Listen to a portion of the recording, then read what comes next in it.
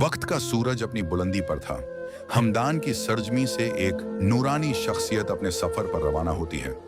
लिबास में सादगी, चेहरे पर रोशनी और दिल में अल्लाह का इश्क। नाम है हजरत ख्वाजा मोइनुद्दीन चिश्ती रहमतुल्लाह अलैह। वो शख्स जिन्हें आज दुनिया गरीब नवाज के नाम से याद करती है। बगदाद पहुंचते हैं। शहर अपने जमाने का मरकज इल्म, सूफियत और हिकमत का गहवारा था। चारों तरफ से अल्लाह वाले, आलिम व फाजिल और रूहानी लोग जमा थे। ख्वाजा साहब हर एक मजलिस में हाजिर होते, तस्सवुफ का इल्म सीखते, अल्लाह के अजीम औलियाओं से फैज़ हासिल करते।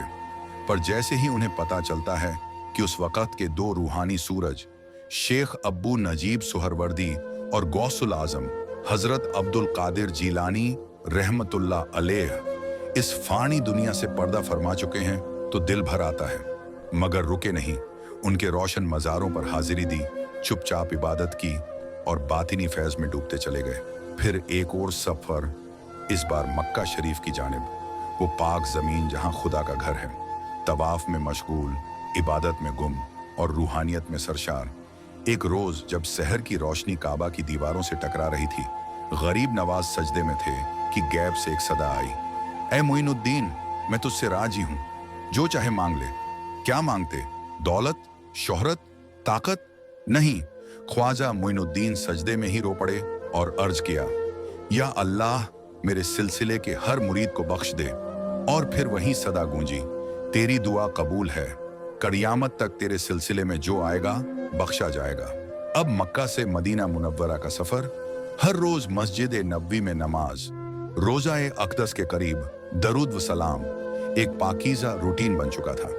मगर एक सुबह फज्र की नमाज के बाद मस्जिद से एक पुकार आई, मोइनुद्दीन को बुलाओ।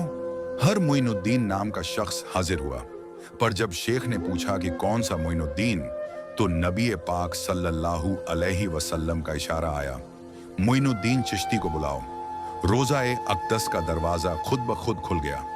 एक नूरानी आवाज़ आई, ऐ कौतुबुल मशाइख, अंदर आओ।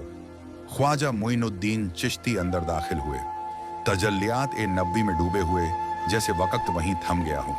फिर नबी ए करीम सल्लल्लाहु अलैहि वसल्लम ने फरमाया, ऐ मोइनुद्दीन, तू हमारे दीन का मोइन है, हमने हिंद की खिलाफत तुझे अता की, जा अजमेर जा, वहीं से तबलीग इस्लाम करना। ये अल्फाज दिल पर नक्श हो गए। ख्वाजा साहब बाहर निकले, मगर फिक्र में डूबे थे। अजमेर कहाँ है? हिंदुस्तान किधर है? इन्हीं ख्यालों में नींद आ गई। ख्वाब में एक नक्शा खुलता है, हिंदुस्तान की सरजमीन, अजमेर की वादियाँ और लोगों की प्यास जो सिर्फ रूहानी इश्क से बुझाई जा सकती थी।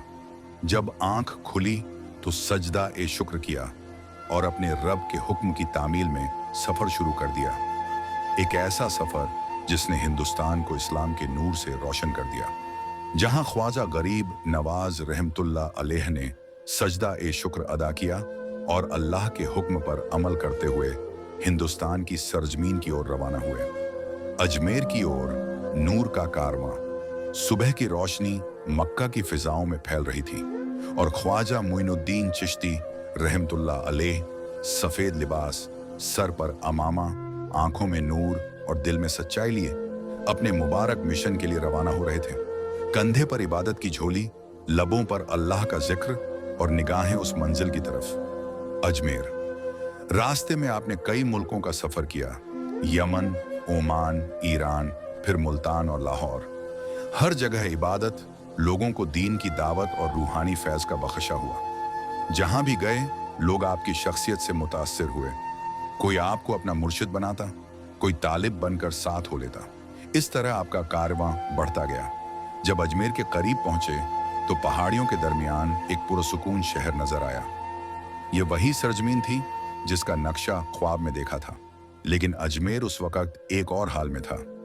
वहां का हाकिम राजा पृथ्वीराज चौहान था, जो सूफियों और मुसाफिरों को पसंद नहीं करता था। ख्वाजा साहब ने दरगाह से कुछ दूर एक खाली जमीन पर क़याम किया और वहीं इबादत में मशगूल हो गए। धीरे धीरे लोग पास आने लगे, कोई मसला लेकर, कोई परेशानी लेकर और कोई सिर्फ रूह की तस्कीन के लिए। अब शुरू होता है वो द्वार जहां करामातों का सिलसिला शुरू हुआ। जब कुआं सूख गया, अजमेर में पानी की किल्लत हो गई थी। एक कुआं था जिसे राजा ने अपने महल के लिए बंद करवा दिया था। ख्वाजा साहब के कुछ मुरीद प्यासे थे।